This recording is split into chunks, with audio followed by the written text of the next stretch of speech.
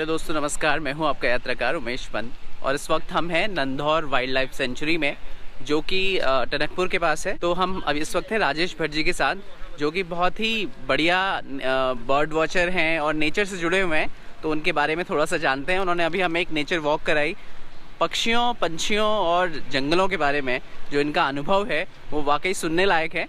नमस्कार, मेरा नाम राजेश भट्ट है और मैं कॉर्बेट लैंडस्केप से हूँ, उत्तराखंड से।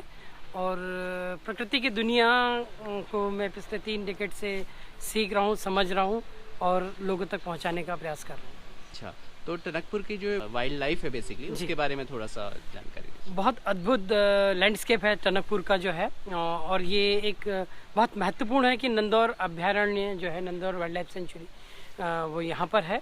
और ये हमारे शिवालिक्स और लोअर हिमालयज के तलहटी पर बसा हुआ है। बहुत यूनिक है। साल के रिच फॉरेस्ट है, मिक्स फॉरेस्ट है।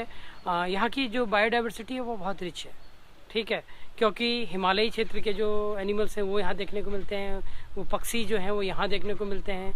और साथ ही साथ जो है पेड़ों का जो है अद्भुत संगम यहाँ पर है। लगभग 150 plus species trees and plants की हैं। मोर देन 400 स्पीसीज बर्ड्स की सेंचुरी में हैं, ठीक है। और साथ ही साथ जो है बटरफ्लाईज हैं, लगभग 200-250 प्रकार की बटरफ्लाई यहाँ पर देखने को मिलती हैं। बहुत नदी, नाले, पहाड़, पर्वत, इन सब का एक समायोजन है इस सेंचुरी में, जो कि अपने आप में बहुत अनुपम, अद्वितीय है। अच्छा, कितना यहाँ पे सफारी भी है? और डेफिनेटली यहाँ पर सफारी है। यहाँ पर जो है सफारी के जोन्स हैं, ठीक है। इसके 2 महत्वपूर्ण गेट हैं। जहाँ अभी हम खड़े हैं ये ककराली गेट है। इसके अपोजिट में अगर हम जाते हैं नंदौर में तो चोरगलिया के पास इसका गेट है। अच्छा। तो यहाँ पर विजिटर्स आ सकते हैं, ओवरनाइट स्टे कर सकते हैं। यहाँ पर फॉरेस्ट गेस्ट हाउस भी हैं और यहाँ पर जो लोकल टूर ऑपरेटर्स हैं, है ना, तो सौरभ जी का अपना एक टूर कंपनी है जो यहाँ पर स्पेशली जो है ट्रेंड तरीके से और बेहतर तरीके से नेचर बेस्ड एक्सपीरियंस देते हैं, जिसमें बर्ड वॉचिंग हो गया, नेचर वॉक हो गया और साथ ही साथ जो है वाइल्ड लाइफ सफारी है।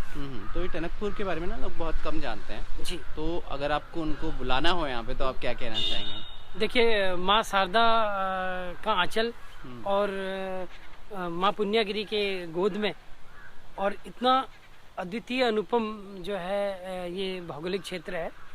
और अगर यहाँ आएँ और इसको ना देखें तो ये ठीक उसी तरीके से है कि मेहमान घर में आया और उसने जो है मेज़बानों को नहीं देखा। तो मेज़बानी के लिए टनकपुर हमेशा तैयार रहता है, बशर्ते कि मेहमान को एक बार कनेक्ट होने की ज़रूरत है। अच्छा, अभी हम देख रहे थे ना, आप पंछियों की बड़ी अच्छी आवाज़ें निकाल रहे थे। जी जी। थोड़ा सा अगर कुछ पंछियों की आवाज़ें आप निकाल सके तो मज़ा आएगा। देखिए, पंछी की आवाज़ पंछी की आवाज़ें क्या है, देखिए वो बड़ा मनमोहक करने के लिए जो है ना, सबसे ज़्यादा अगर हम वो हमें आकर्षित करती हैं तो पंछियों की आवाज़ें ही करती हैं। हाँ। ठीक है।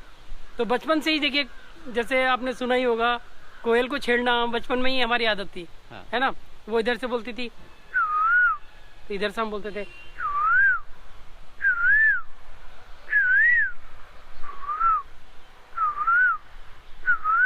ठीक है। चिड़ियों की आवाज़ों से ही पता लगता था कि बारिश होने वाली। जैसे एक ब्रेन फीवर बर्ड है,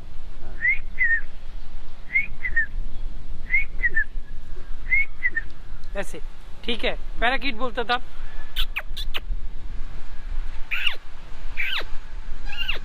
मैना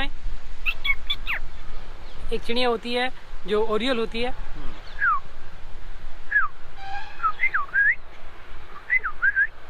एक होती है यहाँ कलचुनी, जो सुबह सुबह सबको जगाती है।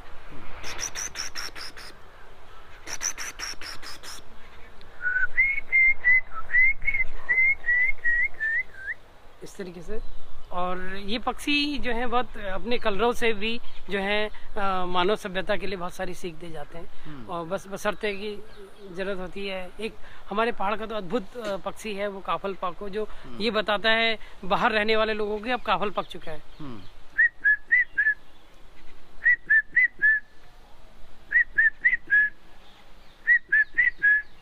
तो इसका मतलब काफल पक गए हैं। अच्छा। आइए, आपको पहाड़ बुलाता है। क्या बात है, क्या बात है। अभी हम बात कर रहे थे राजेश भट्ट जी से, और बहुत ही अद्भुत टैलेंट है, पंछियों की बहुत खूबसूरत आवाज़ निकालते हैं और वाइल्ड लाइफ के बारे में इनकी जानकारी बहुत ज़बरदस्त है। सौरभ जी, आप अच्छा, आप थोड़ा अपने बारे में बताइए। मैं सौरभ कलघोड़िया, यहाँ पर इस जो यहाँ के 2 गेट हैं हमारे सेंचुरी के, एक चोरगलिया से एक टनकपुर से। तो टनकपुर का मैं फर्स्ट नेचर गाइड हूँ यहाँ पे। इसको 2018 में सबसे पहले स्टार्टअप कराने वाला भी मैं था यहाँ पे। और मैं वेल क्वालिफाइड, वेल सर्टिफाइड हूँ भारतीय वन्य संस्थान Dehradun, wild life institute of India Dehradun से। वहाँ से मैंने ट्रेनिंग किया हुआ है और मैं एक फर्स्ट एडर भी हूँ, बहुत अच्छा फर्स्ट एडर हूँ, जो कि मैं रेड क्रॉस सोसाइटी से ट्रेंड हूँ। और ये हमारी वाइल्ड लाइफ सेंचुरी है, बहुत सुंदर सेंचुरी है। आप यहाँ पर आएँ, विजिट करें, यहाँ पर नाइट स्टे भी कर सकते हैं। और यहाँ पे काफ़ी अच्छा जो हमारे सेंचुरी में मज़े की बात है, जो ऑफ रोडिंग के शौकीन है तो हमारे वाइल्ड लाइफ सफारी के साथ साथ तो उसको ऑफ रोडिंग के भी यहाँ पर आनंद ले सकते हैं उसका। तो लगभग सब लोग आ गए, तो हम शुरुआत कर लेते हैं। आपका मोस्ट वेलकम है नंदौर वाइल्ड लाइफ सेंचुरी के अंदर। बहुत अच्छी जगह है, बहुत अच्छी सेंचुरी है। अंदर वाइल्ड लाइफ की स्पीशीज़ यहाँ पर मोर देन 250 बर्ड्स हैं, मोर देन 500 बटरफ्लाइज हैं। और इसलिए वाइल्ड लाइफ की बात करें तो लेपर्ड और टाइगर की स्ट्रेंथ इस समय सबसे ज़्यादा हो गई है। और हमारे पास हिमालयन बेयर है, स्लॉथ बेयर भी है। आज सर भी आपके बीच में है और काफ़ी सारी जानकारी आपको यहाँ से मिलेंगी सर। तो यहाँ से हम जो है पक्षियों की दुनिया की सैर करते हैं आज, ठीक है। अलग अलग प्रकार की दुनिया तो हम हमेशा देखते हैं, आज हम पक्षियों की दुनिया देखते हैं, जहाँ की पंछी, नदियाँ, पवन, हवा के झोंके कोई सारा दिन को ना रोके। तो ये अद्भुत दुनिया है और हमारे उत्तराखंड के लिए और भी महत्वपूर्ण इसलिए हो जाता है क्योंकि 700 से ज़्यादा प्रकार की स्पीसीज मिलती है हमारे उत्तराखंड। 700 से ज़्यादा प्रकार, जो किसी भी अगर यूएसए में भी जो है उस पूरी कंट्री में उतनी बर्ड नहीं है जितनी अकेले हमारे इसमें है, ठीक है ना। और महत्वपूर्ण है, भारत में 1300 प्रकार की स्पीसीज मिलती हैं, तो उसका 50-60% जो है बर्ड्स हमारे उत्तराखंड में मिलती है, ठीक है ना। तो ये महत्वपूर्ण बात है। जी देखिए, झुंड आ गया आपके वेलकम के लिए। इस पक्षी को देखिएगा, ये बहुत अद्भुत पक्षी है, इनकी टेल देखिएगा, ठीक है। वैसे काले रंग के हैं कौवे जैसे, नॉर्थी काऊ भी बोलते हैं पहाड़ में, नॉर्थी काऊ। हाँ, कोयल टाइप का हुआ, कोयल के मामा का चाचा का लगा। और देखिए उनकी चेजिंग देखिए आपस में, उनका बहुत अच्छा चेज हो रहा था अभी। तो ये हिमालयन पैराकीट है, ठीक है। हमारे वहाँ हिमालयन पैराकीट्स है, प्लम हेडेड पैराकीट है, रोज रिंग पैराकीट है, रेड ब्रेस्टेड पैराकीट्स है, ठीक है। तो ये मिलते हैं। ये बहुत महत्वपूर्ण इसलिए है क्योंकि हिमालय की तलहटियों में ही ये देखने को आपको मिलता है। ये देखिए, ये आ गए, ठीक है। ये हिमालय से आने वाले पक्षी हैं और अक्सर यहाँ पर हमारी ये तलहटियों में ये प्रवास करते हैं।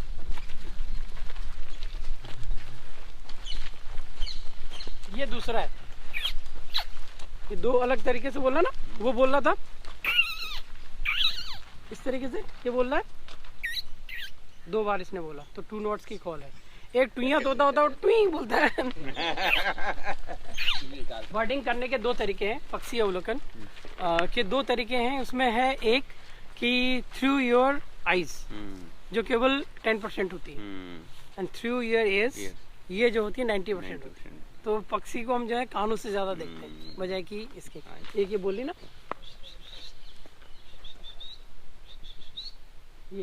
ये है grey headed canary fly catcher, ये पैराकीट चूल है, ठीक है। पीछे से एक और आवाज आई, वो प्लम हेडेड पैराकीट है। तो ये जब हम पक्षी देख रहे थे उनके बारे में समझना भी चाहिए कि पक्षी हैं कौन, है ना। तो पक्षी के लिए जैसे क्या क्या हो सकते हैं कि जो उनके फीचर्स हैं, क्या क्या होता है, क्या करते हो, सबसे उड़ते हैं, है ना।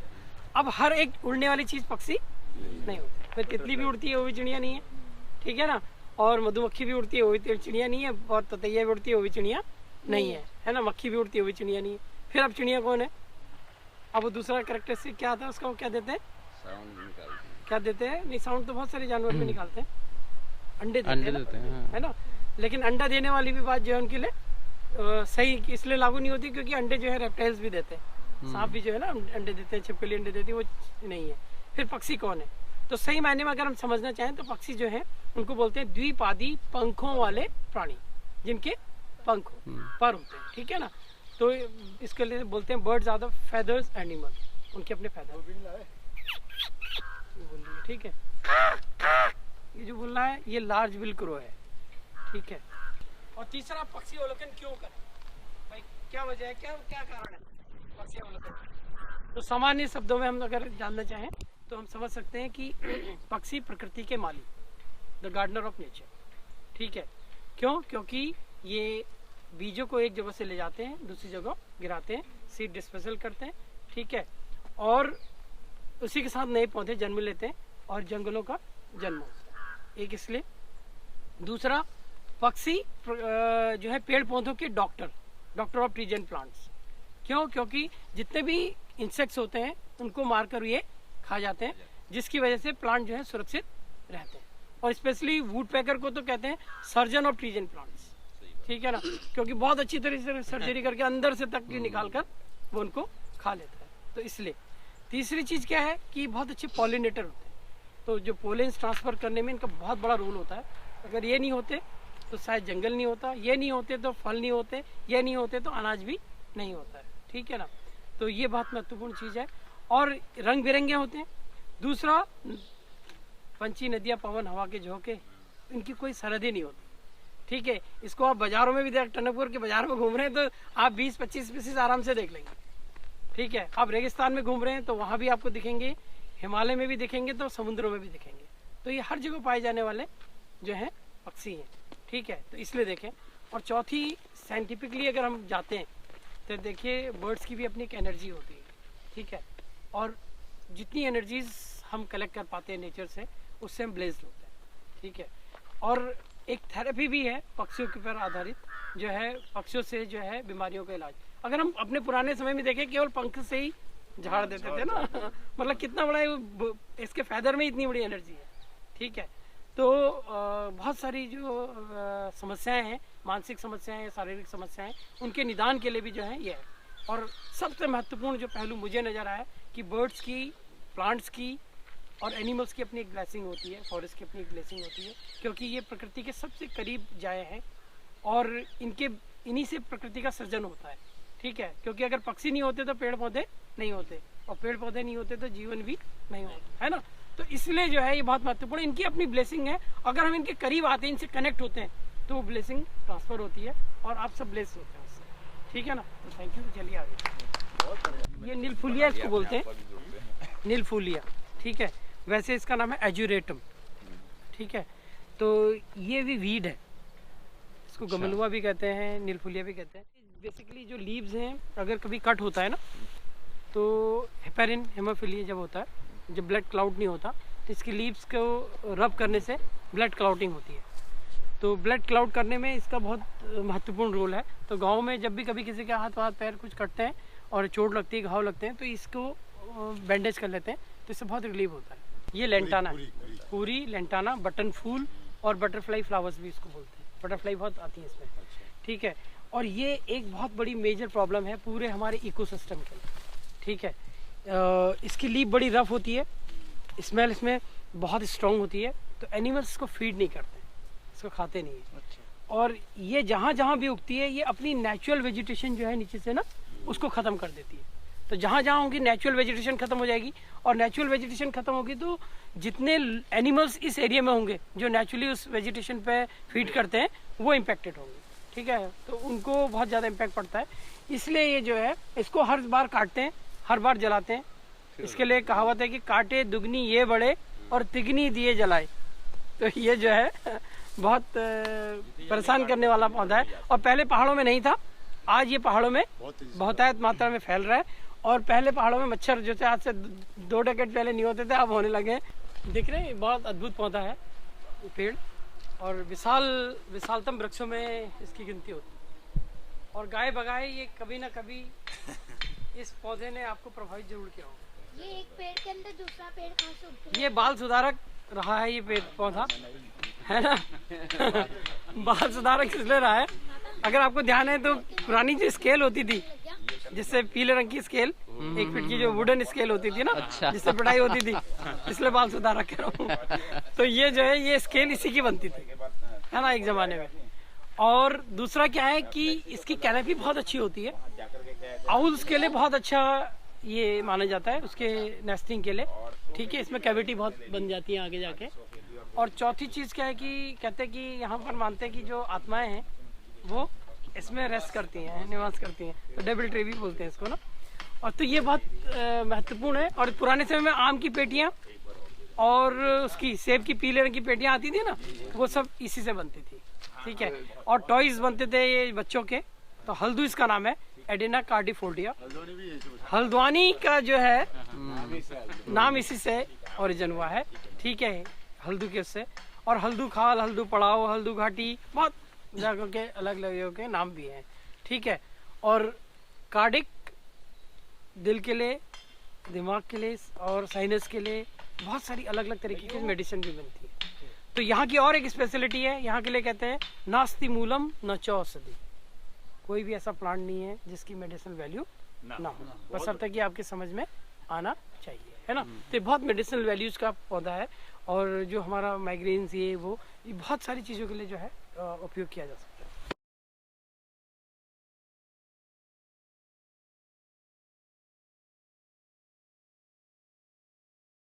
ये जैसे हमारा वर्टिब्रेट होता है ना, पूरा ये देख रहे सिस्टम, ये मतलब ऐसे ही अचानक दिखा भी है। तो बस सिर्फ आप मतलब क्या है कि सब प्रकृति के अपने नजरिए हैं उसको देखने के।